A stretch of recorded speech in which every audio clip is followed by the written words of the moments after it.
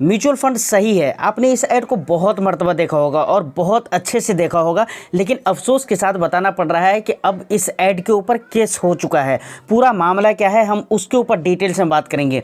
यहाँ तक कि 18 दिसंबर 2024 को सेबी और एमफी को कोर्ट ने नोटिस भी जारी कर दिया और नोटिस भी भेज चुका है। अब बहुत जल्दी एमफी और सेबी को अपनी मौजूदगी दिखलानी होगी और इस केस को लेकर कोर्ट को कोऑपरेट करना पड़ेगा और बताना होगा आखिर इस ऐड के ऊपर क्यों केस हुआ, रीज़न क्या है और क्या नोटिस भेजा गया है। उसके अलावा पूरे म्यूचुअल फंड इंडस्ट्री के ऊपर एक बात कही गई है, उसके ऊपर भी हम बात करेंगे और साथ ही साथ क्या इन्वेस्टर्स का इसमें कुछ नुकसान होने वाला है या नहीं होने वाला है। इन तमाम तर मुद्दों पर हम डिटेल्स में बात करेंगे।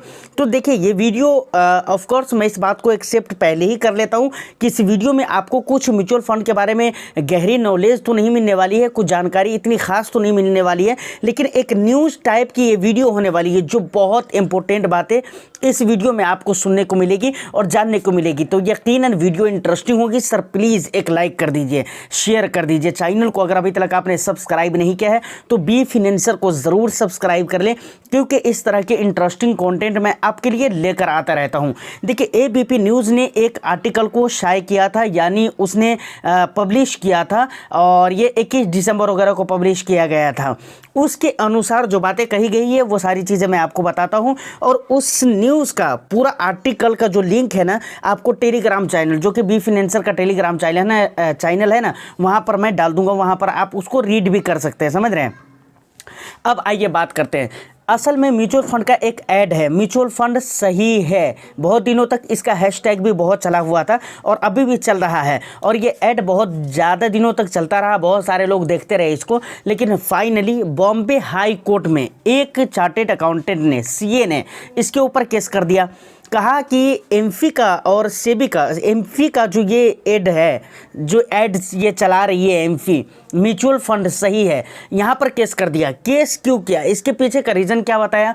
चार्टेड अकाउंटेंट ने अपने याचिका में ये बताया कि भाई इसमें सिर्फ म्यूचुअल फंड की तारीफ़ें कही जाती है, तारीफ़ें बयान की जा रही है, सिर्फ म्यूचुअल फंड के बारे में अच्छाई बयान की जा रही है और म्यूचुअल फंड सही है, लोगों की नज़र में इसको सिर्फ अच्छा दिखलाने की कोशिश की जा रही है।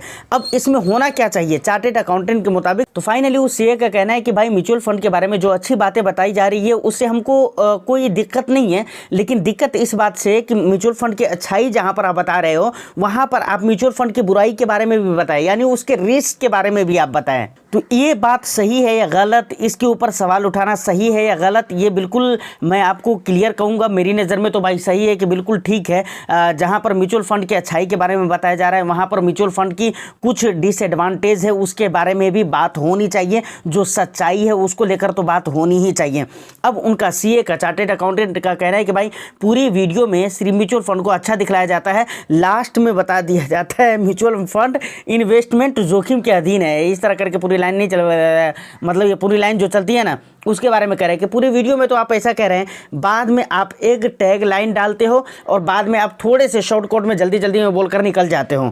तो उनका कहना है कि भाई ऐसा नहीं होना चाहिए, बराबर बराबर की हकदारी होना चाहिए। जहां पर अच्छाई बोल रहे हो वहां पर आप उसकी बुराई के बारे में भी बताओ। अब देखिए जब इस रिपोर्ट को मैंने पढ़ा ना तो मुझे एक बात याद आने लगी। कुछ दिन पहले सितंबर वगैरह के या उससे भी पहले, समझ रहे हैं ना, सेबी ने एक बात कही थी कि भाई सोशल मीडिया पे जो अनरजिस्टर्ड इन्फ्लुएंसर हैं, अब इन्फ्लुएंसर में यूट्यूबर्स भी आ गए और उनका जो असली निशाना था वो यूट्यूबर्स के ऊपर ही था कि भाई ऐसे जो म्यूचुअल फंड के सेबी से रजिस्टर्ड नहीं हैं, एमफी से रजिस्टर्ड नहीं हैं, जो अनरजिस्टर्ड है उनको बंद कर दिया जाए। साथ में ये भी कहा था कंपनीज़ को कि भाई कोई भी कंपनीज़ ऐसे इन्फ्लुएंसर को अपनी कंपनीज़ का या अपने इन्वेस्टमेंट का ऐड नहीं देगी। मुझे उस बात का याद आया। अब सोच कर देखे जो इल्ज़ाम, और सेबी ने इल्ज़ाम क्या लगाया था, क्यों कहा था ऐसा कि भाई जो भी इन्फ्लुएंसर है जो अनरजिस्टर्ड है उसको बैन किया जाए या फिर उसे कंपनी ऐड ना दे। ऐसा क्यों किया था, क्योंकि उन्होंने कहा था कि भाई ये इन्फ्लुएंसर जो है ना म्यूचुअल फंड की सिर्फ अच्छाई के बारे में बता रहे हैं, इसके रिस्क के बारे में तो बता ही नहीं रहे हैं। भाई ये इल्ज़ाम आपने इन्फ्लुएंसर के ऊपर लगाया था, आज आपके ऊपर खुद लग रहा है। और दूसरी बात 18 दिसंबर को कोर्ट ने बॉम्बे हाई कोर्ट ने नोटिस भेज दिया सेबी को भी और एमफी को भी। अब आगे इनको कोऑपरेट करना है और ये चीज़ इनको साबित करना है कि भाई सही है, म्यूचुअल फंड सही है वाला जो ऐड है वो हमारी नज़र में सही है, उनको वो साबित करना पड़ेगा और उसके पीछे का सबूत देना पड़ेगा। समझ रहे हैं ना। तो इन्फ्लुएंसर के ऊपर सवाल उठाया था सेबी ने कि भाई ये लोग रिस्क के बारे में नहीं बता रहे हैं, म्यूचुअल फंड के डिसएडवांटेज के बारे में नहीं बता रहे हैं, ये लोग भ्रामक वीडियो बना रहे हैं और क्या क्या बोल रहे थे कि ऐसा कर रहे हैं वैसा कर रहे हैं। अब ये सारे इल्ज़ाम खुद सेबी के ऊपर और खुद एमफी के ऊपर लग रहा है। लेकिन यहाँ पर एक कड़वी बात मैं कहना चाहता हूँ, आज के डेट में जितने भी म्यूचुअल फंड में निवेशक हैं या स्टॉक मार्केट में निवेशक हैं, जो डोमेस्टिक निवेशक बढ़ रहे हैं, मुझे ऐसा लगता है, मैं अपनी बात कर रहा हूँ, आपको कैसा लगता है आप मुझे कमेंट सेक्शन में बताइएगा कि यही इन्फ्लुएंसर वगैरह की मेहरबानी है, यही इन्फ्लुएंसर की वीडियो देखने की वजह से आज डोमेस्टिक इन्वेस्टर्स बढ़ रहे हैं। बहुत सारे लोग ऐसे, देखिए बहुत सारे लोग हैं जो खानदानी तौर पे उनको मालूम है कि भाई स्टॉक मार्केट शेयर मार्केट कुछ है और यहाँ पर पैसे बनते हैं। जिन जैसे मानकर चलिए कुछ लोग ऐसे होते हैं जिनके खानदान में उनके चाचा होते हैं, उनके ताऊ होते हैं, उनके अब्बू होते हैं, उनके फादर होते हैं, उनके जो भी लोग होते हैं पुराने लोग होते हैं जो निवेश कर रहे होते हैं, उनको देख देख कर इन्हें कुछ हद तक के नॉलेज आता है, कुछ पढ़कर नॉलेज लेते हैं। और कुछ ऐसे लोग हैं जो ज़्यादातर लोग हैं वो वीडियोस देख देख कर, अच्छा अब अगर वीडियोस में दो तरीके से आप वीडियोस देखते हैं, एक टीवी के ज़रिए, एक सोशल मीडिया इन्फ्लुएंसर के ज़रिए यानी यूट्यूबर के ज़रिए। सीधे डायरेक्ट लफ्ज़ों में कहा जाए तो टीवी पे आपको क्या देखने को मिलता है? क्या लगता है कि टीवी पर आपके मतलब की चीज़ दिखलाई जाती है? नहीं, बल्कि टीवी पर, मैं खुले लफ्ज़ों में कहता हूँ, टीवी पर आप वो चीज़ें देखते हैं जो वो आपको दिखलाना चाहते हैं और सोशल मीडिया इन्फ्लुएंसर आपको वो दिखलाते हैं जो आप देखना चाहते हैं। आप इस बात को गौर कर लीजिएगा, हम लोग जो बनाते हैं वीडियोस वगैरह, अक्सर ज़्यादातर वीडियोस ऐसी होती है जो सवाल हम और जो टॉपिक हम अपने कमेंट सेक्शन से उठाए हुए होते हैं, क्योंकि हम जानते हैं और हम इसी चीज़ के ऊपर कोशिश करते हैं कि भाई हमारी वीडियो ऐसी आनी चाहिए जो आप देखना चाहते हैं, जो हमारे व्यूवर देखना चाहते हैं। इन्फ्लुएंसर की कोशिश ये होती है, लेकिन टीवी वालों की कोशिश क्या होती है? उनका पूरा प्री प्लान्ड एक स्क्रिप्टेड प्लान होता है पूरा, और स्क्रिप्टेड टॉपिक होती है, उसके ऊपर वो लोग आकर बात करके चले जाते हैं। आपके क्या सवाल हैं उनसे बहुत ज़्यादा उनको मतलब नहीं रहता है। कभी कभी एक स्पेशल शो रख दिया जाता है या कभी कभार एक दो क्वेश्चन वगैरह जो पिक कर लिए जाते हैं फ़ोन वगैरह के माध्यम से, तो ऐसा होता है। तो देखिए यहाँ पर मैं यही कहना चाहता हूँ कि भाई सेबी ने जो इल्ज़ाम इन्फ्लुएंसर के ऊपर उठाया है वही इल्ज़ाम अब सेबी और एमफी के ऊपर लग चुका है। अब ये इल्ज़ाम लगाना सेबी और एमफी के ऊपर कहाँ तक के सही है, कहाँ तक के गलत है, इसका डिसीजन मैं कुछ भी करके नहीं बताऊंगा। आप मुझे बताइएगा कि सेबी और एमफी के ऊपर और इस ऐड के ऊपर जो इल्ज़ाम लगे हैं वो सही है या नहीं है। और एक बात और भी मैं कहता हूँ, आज की डेट में भी अगर सोशल मीडिया इन्फ्लुएंसर को बिल्कुल अगर बैन कर दिया जाए ना, तो देख लीजिएगा कि बहुत सारे निवेशक दूर हो जाएंगे। डोमेस्टिक इन्वेस्टर्स, बहुत ऐसे लोग हैं जो दूर हो जाएंगे डोमेस्टिक इन्वेस्टर में से, क्योंकि उन्हें अपने सवालों का जवाब पता नहीं चल पाएगा। भाई आम आदमी के पास इतना टाइम नहीं है कि वो रिसर्च करता हुआ फिरे। एक आम आदमी जो आज रोज़ी रोज़गार के लिए परेशान है, जिसके जो महंगाई के सामने अपने सर को झुका कर बैठा हुआ है, जिसके बच्चे खाने पीने को तरस रहे हैं, बच्चे स्कूल नहीं जा रहे हैं सिर्फ इसलिए कि बाप फीस नहीं भर सकता। सरकारी स्कूल में जा रहे हैं तो सरकारी स्कूल की क्या दुर्गतियाँ मची हुई है ये आप लोगों की नज़रों के सामने, हमारी नज़रों के सामने है। तो ऐसा तो नहीं कि मैं कुछ अलग बातें कर रहा हूँ। प्राइवेट स्कूल में नहीं जा रहा है क्योंकि पैसे नहीं है उनके पास। अब वो बच्चे खाने के लिए तरस रहे हैं, सही से घर मैनेज नहीं हो रहा। एक बाप है जो अपने घर को सही से मेंटेन नहीं कर पा रहा है, वो महंगे स्कूल में किधर से पढ़ाएंगे और उसके पास इतना समय कैसे आएगा कि भाई वो रिसर्च करता हुआ फिरे। तो यही इन्फ्लुएंसर वगैरह है जिनका सहारा लेकर ये अपना आगे का काम निकालते हैं। अब देखिए एक बात और भी आप सोच सकते हैं या बहुत सारे लोग बोलते हैं और कहीं भी जाती है कि भाई जो सेबी रजिस्टर्ड फाइनेंशियल एडवाइज़र हैं आप उनसे ही बात करें। ठीक है, अच्छी बात है, बात कीजिए, मैं इस बात का खिलाफ वर्जी नहीं करूंगा। लेकिन एक बात मैं यहाँ पर कहना चाहता हूँ कि सेबी रजिस्टर्ड जो फाइनेंशियल एडवाइज़र है या फिर म्यूचुअल फंड एडवाइज़र की मैं ख़ास तौर से बात करूँगा, तो कुछ ऐसे लोग हैं, सब की बात मैं नहीं कर रहा हूँ, कुछ ऐसे लोग हैं जो बार बार NFO में अपने फ़ायदे के लिए निवेश करवाते हैं। उनका क्या हिसाब किताब होगा?